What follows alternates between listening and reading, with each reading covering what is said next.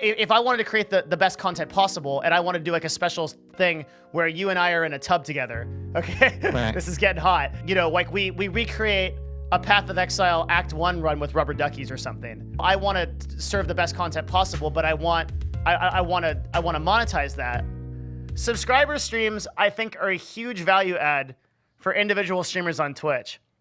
I think this is a brand move. I've said that before, where I think that when I say a brand move, I think what subscriber streams are going to be is they're going to be for like UFC. So UFC, you can subscribe for $15, right? And then you can watch UFC on Twitch. Or even better, you can link your Twitch account, then watch on Twitch, and this works. And in terms of like inventory, this is a very easy thing to sell. If I was a salesperson at Twitch, I could call up the UFC and I could sell this so easily. All I would do is be like, hey, do you like users paying you? And they'd be like, I do like that. And then I'd be like, cool. I have some, lots of them, in fact, on this website called twitch.tv, where many children would like to watch other children beat the shit out of other children, and sometimes adults, and sometimes women. And then the UFC would be like, great, that's exactly what we sell. Okay, let's go. And then you subscribe for $15, and you can watch the UFC on Twitch through your Twitch account. Cool. And that's what I think the actual main use case is.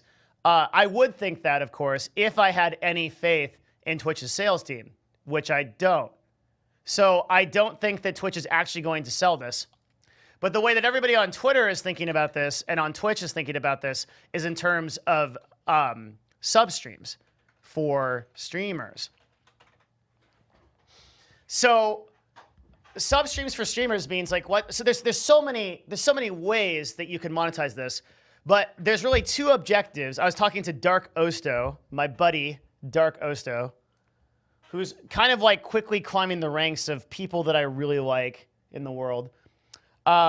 He and I were talking about this before I started streaming today, and we were saying that there's really two use cases for streamers to do sub streams. Number one, to keep subs subbing, and number two, to get new subs and keep them subbing. Right? So there's use cases where you would do a subscriber-only stream to sort of centralize your community for option A. Getting new subs by doing subscriber-only streams, the way that you would, the idea that I had for this is how you do it. This is how you do it. You don't gate your own content behind a paywall, unless it's like a big event. Like, okay, here's an event, guys. We're gonna do a subscriber-only stream where first I spend the first 30 minutes insulting FaZe Banks and writing him mean letters. The next 30 minutes I dance. The next 30 minutes I sit in a hot tub with 5 beautiful women. Okay, that's gonna be a subscriber-only stream. That's really cool for me to do because all of that is different from what I normally do. But then let me give you a way easier and more realistic thing. Zizaran and I decided to do a Path of Exile collaboration where Ziz teaches me how to speedrun Path of Exile in like an hour segment. And then we both stream at the same time and we both go behind a subscriber wall. That collaboration opportunity is something you wouldn't see normally on Twitch, but would be hype because you'd be getting a special event that you could then subscribe for to either of us, whatever be your preference. This is actually how streamers should do this, right? They should take their audience, do a collaboration with another streamer, and then put it behind a paywall. That's great. So this is currently all of the people that are running subscriber-only streams. Every single person is doing this wrong. Because this person is legitimately, I guarantee if I click on this stream, this person is legitimately just streaming Dead by Daylight, but just for their subscribers. And if we go to their videos are legitimately Dead by Daylight. It's the same exact stream, but you're just putting a paywall behind it. This will not work. This is bad. To all the people that say this is going to become my free cams because this is happening, of course it will not. Because one, there's a preview system. And if I had to guess, that is explicitly why Twitch did the preview system. This will not change the meta of Twitch at all, even a little bit. Like, Shroud could do a cooking stream for subs or something like that. Yeah, perfect example of a great application for this. Yeah, absolutely. So anybody can still come in and use the report function, and since it's in category, there's no way that you're going to get like pornography subscriber streams.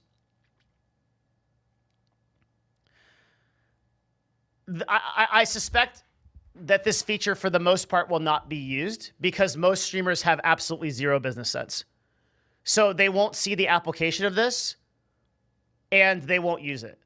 But the real way to use this is in tandem with exclusive content. As Big Tuck TV said, doing a cooking stream for your subscribers, right? That's like a really good use case for this. But you could already see that everybody's using this in just like an incredibly dumb way, which is like they're just doing what they do normally, but it's for subscribers. So a lot of people think that, let's talk about the way the UFC works, or like HBO, or anybody that does this, because a lot of people do this. HBO will show you a trailer of Chernobyl or Game of Thrones, and then they'll hook you in, and that 4-minute trailer will usually be enough for people to make a decision to sub or not. A movie of any kind will show you a trailer before you go see the real thing. It's interesting that a lot of people think that people won't convert on subscribers in the exact same way. So what I mean by that is, this would be a typical, we'll call it a channel. That's the marketing term for it. So like this would be a typical channel. User gets exposed to show in some way. This could be third degree, I wish this would word of mouth, YouTube, reference, etc. User goes to platform, so like HBO, Amazon Video, Xbox One, whatever, to check out the trailer. User buys subscription and watches the show. This is user acquisition for all major content platforms, whether it be like Netflix or like Amazon Video or HBO, Amazon, I already said, whatever. Weird. It's almost as if these businesses know something that we don't. Well, they know that people convert very highly this way. So it will work exactly the same on Twitch. If there's content behind a paywall that you really want to watch, you'll pay for it. In the exact same way, if there's a product that you really want to buy and it costs you money, you'll buy it. Does that make sense? Okay, I haven't really prepared much. I hope you've got your stuff in order. No, not really. Okay, so like the main reason I feel like it's very different is like with something like Netflix, right? You're very clearly buying a service, whereas a lot of streams, and I'm not saying this for all streams, but in a lot of streams in particular, you're advertising a community, right? And you're like, what some streamers do is they'll intentionally, or not intentionally in some cases, but intentionally make somebody feel bad for being a quote unquote pleb, right? Sometimes they'll do sub only chat, and now you can do sub only streams, and you'll intentionally make someone feel like they're not part of your team unless they're sub, right? That's very, very common. And that is, in my opinion, really predatory, because there are so many people with autism, anxiety, and loads of things on Twitch, and this is a great platform for those people. And those people will become attached to the streamer during the free streams, and then you're suddenly making like, oh, you know what? Well, Sarsec, unless you sub to my stream, you're not as much as like, I don't value you as much as, for example, this Zizaran person that does sub, right? And that's what I don't like. So I don't necessarily have a problem with you going like, my name is Devin, I'm trying to entertain people and I'm providing a service. I don't necessarily want to know you on a one-on-one basis. I don't have a problem with that. But if you are actually like trying to have a community and you want to bond with people and you want to do that, then I feel it's predatory. So should not always. Not always. When what would have to be true for it to be predatory? Yeah, it's harder to put into actual defining words. So it's more like there are streamers that are like, oh my god, I love my community. I love getting close to my community. Oh, but I also do sub-only streams. Yeah. Is that okay? No, I think that's starting to like that's just something I don't like. I've just never really liked the whole like making people feel like plebs. Okay. Do you realize that in the same statement you're saying, I just really don't like people that put content behind paywalls? Would you agree that's the exact same statement? No, because What's the difference? if you're okay, so if you're very open, like, oh, I'm just here, like I'm here to make this my job. I'm here to make money. I'm here to like I don't want to have like a special relationship with my viewers, right? It's all about how you're portraying this to your viewers. Like there's like there's a console streamer who's very much like, oh, you know, like I'm just here to like have fun and make money and stuff like that. Right? It's all about how you word it, I guess. So at what point objectively does a person move from being so the question I asked you, right? I said, is a person who runs regular streams but then does subscriber only streams predatory? And you answered yes. But then you also said in not every case. Wait, repeat that. Okay. So when I first asked you, I said, is a streamer who is putting on regular streams for their community that then does like a few subscriber streams a month, is that predatory? You said yes, right? Yeah. I feel like generally, I feel like the best case for sub-only streams is like you were talking about, like the UFC or like just like shows, right? Like Critical Role, for example. Okay, but then I said, how is that different from I don't like when people put content behind paywalls? Are you not saying the exact same thing? If you just say that, then we can start discussing that. But I'm trying to get you to there. Because you just said that you don't like Patreon. Yeah, because I don't like sub-only mods and stuff too. Yeah. All right. So you don't like. Okay. So we've established that you don't like content behind paywalls. Yes. And you think it's predatory. For the most part, yes. Okay. Then you have to take this fight against literally every subscription-based service that does that in existence. I feel like it's still very different than Netflix, though. Should HBO be free? No. Why not? But that's what I'm trying to argue, and it's not necessarily an easy point to argue. I just think it's very different when you're making a community. It's like having a club at like school or a local community where it's like, oh yeah, you can be part of us and we'll love you, but should only comedians charge for shows? Yes, of course. Why? Well, you don't like. That's not that. It's comedians have communities. They talk directly to their audience. They have free shows they do, and then they have shows that they do if they're paid. Like you can find Joe Rogan on the open mic at the Comedy Club in Los Angeles, if you want to, and he won't charge you to be there. But then if you want to go to a stadium, Joe Rogan will charge you. Should everything Joe Rogan does be free? He's a community-based dude too. I feel like there's a massive difference in this though between it's just the whole feeling that I'm getting of. Yeah, you can be part of our community and be one of us, but only as long as you pay. That's what I don't like. That's what I feel. So I think I'm seeing what the issue is here. You think that like Twitch is like this different organism where like Twitch is like because Twitch is like a relationship between streamer and viewer. Oh, somebody in chat actually worded perfectly how I feel. If there's no personal relationship being formed, then it's fine for a paywall. That's kind of the gist of how I feel. But should YouTubers charge for subscriber only videos? No. They should not. No, I generally feel like both things that YouTube and Twitch are like perfect for free. Like I think it's generally a good platform for it. Should content creators be paid for what they do? Yes, but I think there's great ways to monetize without putting it behind a paywall.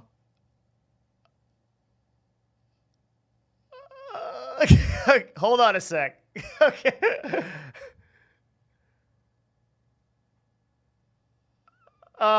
Just give me a minute here. I gotta figure out where to go. um. Okay. Is do let's start really way back. Do things do products and services have varying values? Can we start there? So like is a water bottle worth more than a car?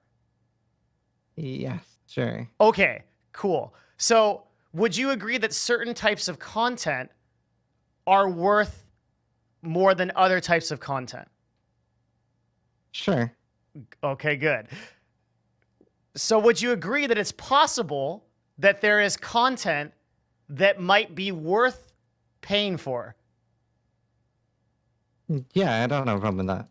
So why is it only Twitch streamers and YouTubers that can't make that content, but everybody else can? Well, that's not exactly it either. Like I said, there were several things I feel where both even Twitch streamers can do sub-only streams. What? I feel like You said that, we already established that what you said was that every single person that does like normal streams and some subscriber streams, the number I used was 5, is predatory. right, but So how can they do subscriber streams? I've tried explaining it several times though. It can't be both. They're either predatory or not, right? I guess it's mostly when you're actually trying to focus on having a relationship with people in your stream that I feel is predatory. That's the main thing. It's just harder for me to explain. If you're trying to focus on having an actual relationship with the individual people in your stream, but you're saying you can only be my friend if you're paying, then I feel like it's predatory. Okay. The problem is there's so many belief systems that we have to address for this, because like the problem is like, okay, so I could say something different, right? That's like, if streaming is a business and I'm getting paid for my services, and I offer a product in addition to another product. That's just another way to say what you like. The way that you're framing it is like so negative already. Like you're implying, you're begging the implication in so much of what you say, right? It's like you're already identifying that it's like so like there's so many things baked in. So like first of all, that like the relationship between a streamer and a viewer is like a sacred community type thing. Like you implicitly believe this. But I could just tell you that the relationship between a streamer and a viewer is literally transactional. You're coming for entertainment. You're watching me. I entertain you. If you don't, or if you're not entertained, you'll go somewhere else, right? And I would be no less correct than you. You're also correct, to be clear, right? Like that to some people, but to other people, it's literally just a transaction. Like okay, there are some people in this chat that if Destiny's not online, they'll watch me. But as soon as he is online, they'll go watch him. Same with like Trainwrecks or whatever, right? It's not that viewer, there's also some viewers that have are 65 months subscribers. They're like, I swear a blood oath, Devin Nash, I will serve you till the end of time. And like there's like those people too. But like those are like on the rare end. I expect most viewers to be, I guess the word would be transitory, in the sense that like they're just kind of browse around for the best content, right? Right. Yeah. So like I don't so like for those viewers, is it still unethical? Like if you have like 2,000, 3,000, 5,000, 10,000, you are all over the place. Like you have 5,000 viewers. Mm-hmm. The vast percentage of them are going to be those transient like creators who or people that are just looking for like kind of the best stream. And then there's going to be like there's going to be like some percentage, but it's less than like 10%. 10% would be very aggressive, right? That are going to be like, Ziz, I love you, all that you do, like, you know, spamming the whale emotes and the whole nine, right? Mm-hmm. So you're saying I'm willing to serve those 10% and gate those 90%, like out of additional products and value, like that 10% is so important, that core community is so important to you that you would never do subscriber streams. Is that like the basics of it? Yeah, kind of. Yeah, so that's fine, but that's wrong. Like imposing that belief on everyone else is what's weird. Because like, why wouldn't it make sense that anyone else would be okay with that transaction? So for example, like if I wanted to create the best content possible and I want to do like a special thing where you and I are in a tub together, okay, Right. this is getting hot, and like Nice. and like yeah, and like we like you know, like we recreate a Path of Exile Act 1 run with rubber duckies or something. And, Right. and like my justification for that is like, well, I want to serve the best content possible, but I want to monetize that. Right. Like it's just that I'm willing to make a bigger trade, right? It's like that core community that can't subscribe to me, but is what like and, oh man, and the other thing is, yeah, you get what I'm saying though, right? Right, I do. And maybe I've been a little too harsh in the way I've been thinking about it. It's just a hard thing for me to wrap my head around. The other concept too is, what about Twitch Prime? That's another big one, right? So there's actually a way for people to do this for free, for most people. Mm-hmm. So that's another interesting thing, right? Which is like, you don't need to be a tier 1 sub to, oh, by the way, there's another way to do it. I did it. I know how to do this. Okay, here we go. What if I tell you can run subscriber streams and you can include your core community. Here's what you do. You can VIP up to 150 people. VIPs can watch subscriber only streams. They're able to do it. And mods. And you can mod as many people as you want. So what you can do is you can say, hey, if you're a member of the community and you're going to feel really left out from doing this, I want to help you too. Send me a message and I'll add you. And it won't be like 500 people that send you a message, because like immediately everyone in chat's gonna be like, well, everyone's just gonna freeload. No, they won't. The example I'll use is, I've been in sales for a really long time, and I used to sell ebooks. I think I told Ziz, I think I told you this. And when I sold ebooks, I always offered 100% money back guarantee. You literally just send an email, click a link, and then you can get your money back. And I had some pretty shit products, like some amazingly shit that products. sounds like a pretty good solution. Yeah. I mean, I think I'm full on VIPs already, and I wish that was like a higher cap, but yeah, pretty good solution. There you go. That's how you do it. So for you run a subscriber relationship. It's like, hey guys, I want to do something special for subs, but there's a few, like, and your messaging is exactly this. There's a few of you out there that might really feel like you're not included from this. I really want you to know that I care about community more than anything. If you send me a message and you can't subscribe, I will add you as a VIP, and you will never fill out that 100. Like you'll never. I promise. No matter how many, even if you had 10,000 viewers, you would not do it, because the intuition is that most people would freeload, but they won't. Like the way that you word it is, you say, okay, look, like if you absolutely can't sub, but you still want to be a part of the community for this show, I don't want to leave you out, so I will actually VIP you. And nobody will just be like, haha, I can watch it for free, so I'm going to message this. Like that, the people that do will actually be the heartfelt people that need it. And it will be like maybe 3 to 5 people. I like that. We did it. We did it together. We got there. And actually, under that auspice, I would be willing to do something like that, even though I like money. like I would still be down to do something like that. Like I would offer that to my community for like the few people that like really just can't sub, or in a bad place and would be and are depressed. Yeah.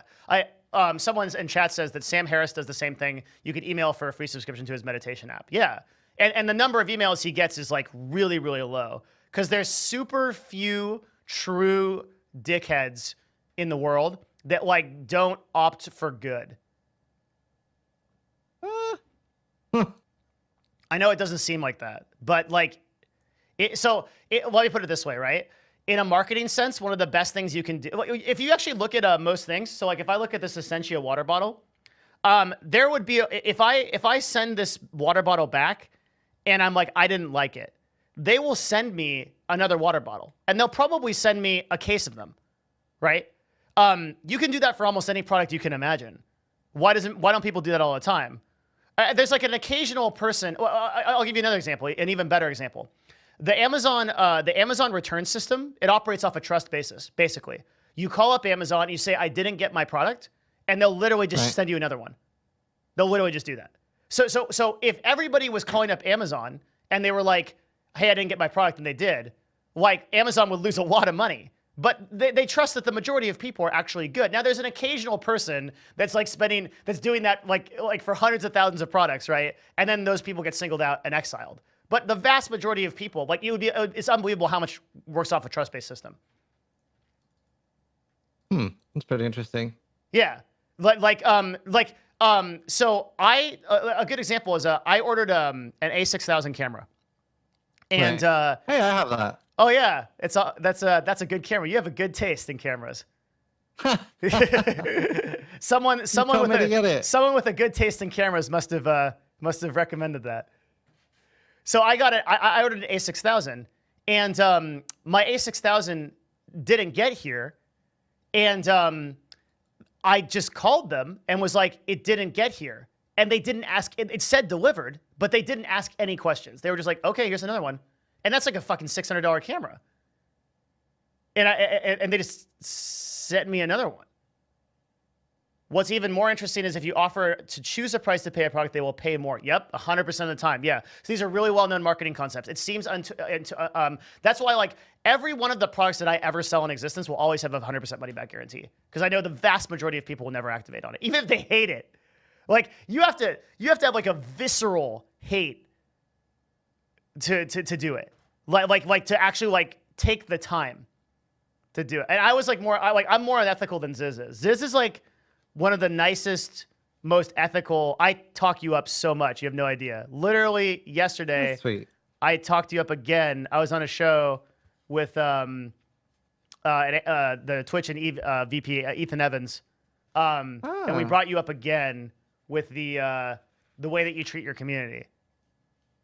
I actually saw it. I was watching your stream this morning, and someone comes in and literally says to Zizaran, "What's up, blue-haired bitch boy?" Oh yeah, that was it. I remember that. And Zizaran goes, "Hey man," he doesn't skip a beat. He's just like, "Hey man, how's it going? I hope you're having a good day." And then the guy responded, "Yeah, I'm having a great day. Thanks, man." I was like, "What the fuck? How does he do this?" Like, I would have instantaneously. So I have a policy on my stream right now where I gift 5 subs if I rage at someone, and I've had to have that policy because I can't do that. Like, it's insane how you do that. It's insane. Anyway, we brought that up on that show. Oh, that's pretty cool. Well, here, it was interesting debating with you, even though I'm pretty bad at it. But I gotta go. It's my girlfriend's last day, and she's going back to Denmark for 2 weeks. Oh my God, get out of here. Stop talking to me. Like, I'll see you later, dude. Okay, I fucking love you, Ziz. Love you too, buddy. Later, man. Thanks for talking to me. Thanks for having me. Bye. Bye. I love Ziz.